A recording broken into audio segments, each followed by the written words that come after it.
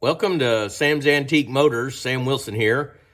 Just giving you a little progress update. I've got this 59 NAPCO pretty much assembled, about everything I can do other than the bed sides and the fenders. And so I thought I'd just catch you up to speed, and then I'm going to show you what I'm doing on the...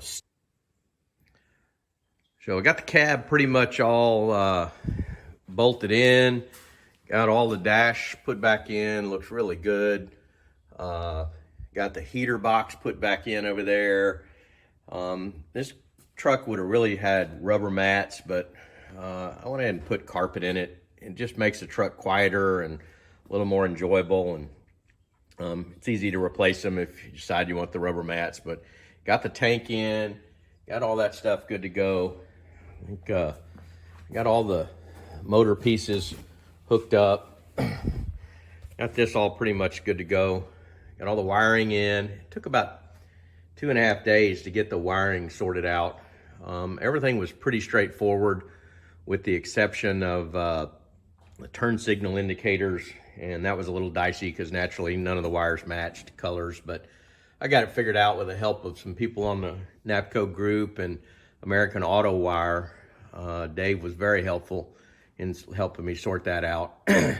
So got all that. I think I got all the firewall grommets and everything where that's supposed to be. We got the correct battery for this truck.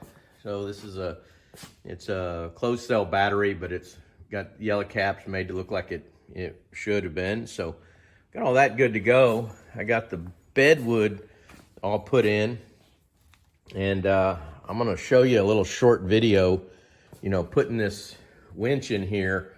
I had to clip these bed rails, the bed strips, so I had to get new holes in them. So these new strips have an extra hole down here in the end, and I really didn't want to have to go in and drill and hand file 15 of them, so because I had to do the same thing on this side. So I went over to my friend Sean Best, the welder, and he's just got lots of cool equipment, and used his 40-ton Scotsman press to punch these square holes. Took me a couple hours. I ordered the die and punch set, but as it turned out, it wasn't the right one. So I took an old one and milled it down to make the punch, and that took a couple hours. So it literally took about 2 hours to get ready to do what then took about 5 minutes. But the end result is just really nice holes where they need to be, and so I got that all handled out. Well, Sam Wilson here, Sam's Antique Motors. Got this bed all done, and these are the bed strips, but I didn't punch the end holes because I didn't know exactly where they were going to be. So I've cut these strips off and came over here to my welder friend Sean Best to use his Scotsman 40. And this is a badass machine. I had to mill this tool, make this tool, because he didn't have a 5/16 tool, but I milled this tool, and this 40-ton press comes down. It has a little center hole in there that I can use to center up where I want the punch. And then I've got a foot pedal down here, and then I just push this pedal down, and it goes right in there.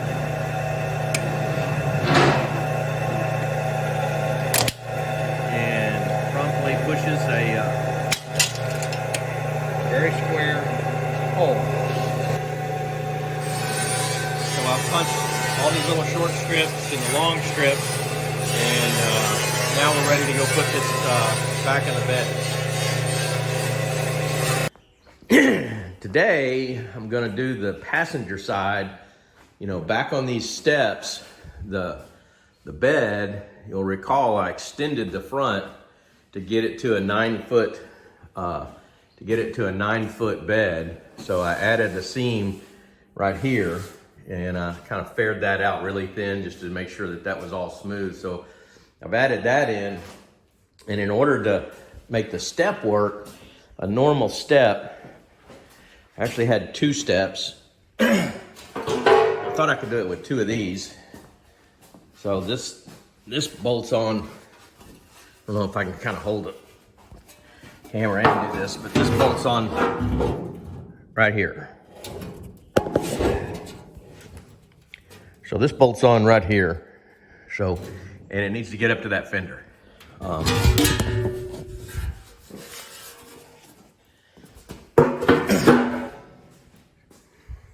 So a short step is not long enough, so I got a long step. Remember, this is a 9-foot bed, so the long step goes right here, and it's not long enough either. So what I'm doing is, I thought I could marry 2 short steps together, but I can't. So I've got a long bed step and a short bed step, and it took me about a half a day, but what I did is I zigzag chopped those things off.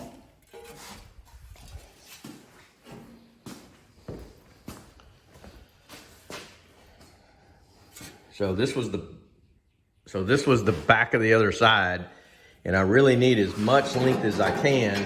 You know, this starts to curve. When it gets down here to the end, it starts to curve. So I had to come back just a little bit. And the same thing over here, when I'm mating this up, this starts to curve in right here. So in order to get enough length, I had to get absolute as much as I could. So I stair stepped them when I cut them, and I'm not sure there's any right or wrong way to do this, but I came in and I put the cuts on the top of the ridges, because I can stitch weld those, and it's easier to grind that weld down on the top than it is down in that groove. So I stair step these, and then I still got to cut the other one, but yesterday I went in and welded these all together. So this is the final stitched together pan. Had to be real careful to make sure that these were in line when I eyeballed them down. And then I put a big old piece of angle iron on here across the front like this. This is aluminum I actually used a piece of steel angle iron.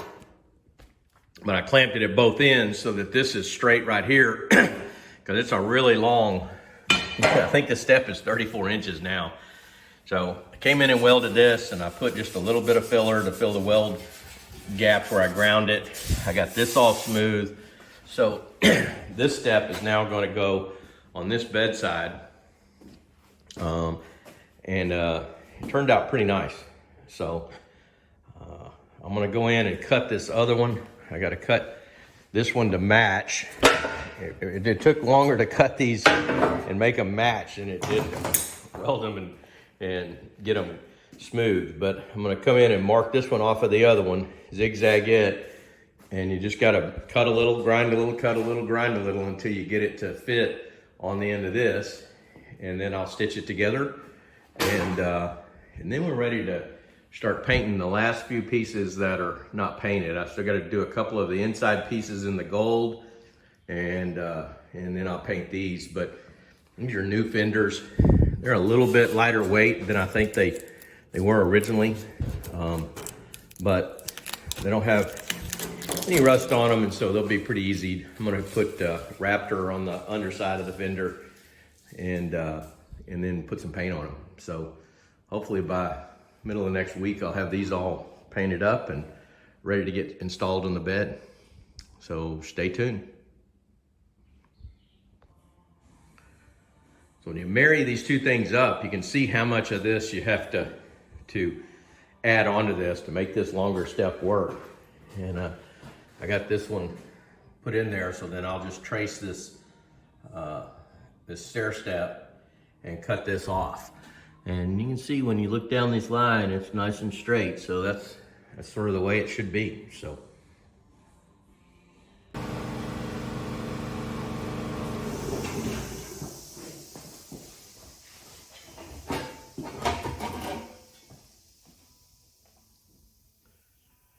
Taking a die grinder to cut this out, and I don't know if you can see it in the video, but I always cut fat on the line. It's easier to just take a grinder and go back and flush those up. So.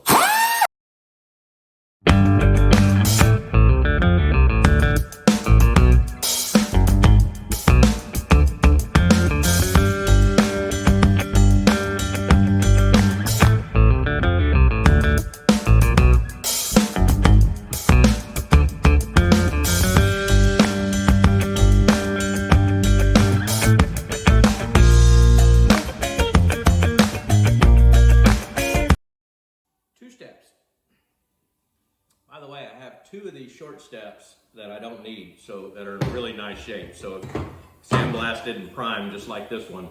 So if anybody needs 2 steps, let me know.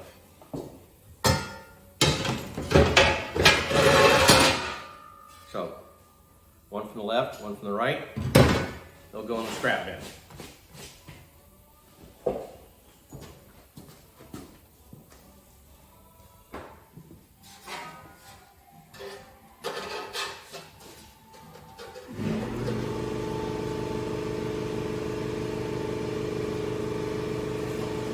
I made some little patch panels on the back of this to put here so that I can easily squish these things together and get them exactly where they need to go to line up.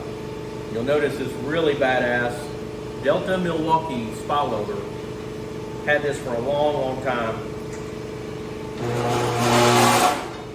Works like a charm.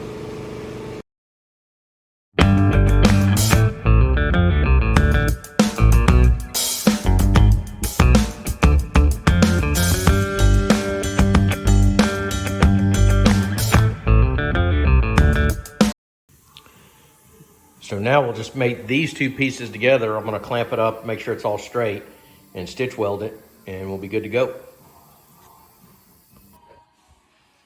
All right, now I got this thing all clamped up. So I put this angle out here so that this leading edge is square. I got this clamp pulling this nice and tight together, and then I spot welded the easy pieces so that these things are all nice and smooth. And now I'm just gonna come in and stitch weld the shit out of this. And we'll be good on this one. Only took about an hour to do this one. Took about 4 hours to do the first one. Okay, now we got it all stitch welded up, ground in place. These are all nice and lined up. Looks good. When you look down the rows, they look straight. I'm not sure you can see it in the video, but with the video, this is all straight. And it all fits. Didn't even have to measure twice and cut once. Get it right on the first time.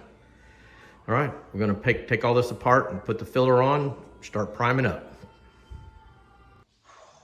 I'm in the final stages of getting these steps mated together.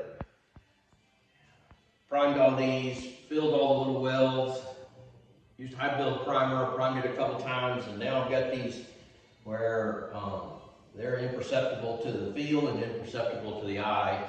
And this thing here is nice and straight. I actually had to cut one of them and straighten it up a little bit and re-weld it because it had warped a bit in the welding, but I'm pretty happy with them now. And this one has this cutout right here where the control linkage for the winch is going to poke through this step. Looks pretty good. So I want to get this sanded up here in a few minutes and put some color on it. And here's more or less the finished product. Got the tartan turquoise in, got it all spiffed up. This is the hole cut for the linkage to the PTO.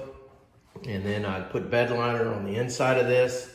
So we got this all dolled up, ready to get installed on the truck as soon as the bed liner dries. Well, we got Shackleton, the shop dog. He's been supervising installation of the 2 steps. These are these big long steps. I think they're 34 inches long, where I married 2 steps together to get one. So finished product, bolted right up, installed nicely, on to the next thing. Thanks for watching. Join us for the next segment of Resto-Rat. Have a good day. Download the Resto-Rat app today to begin managing, tracking, and documenting your restoration project.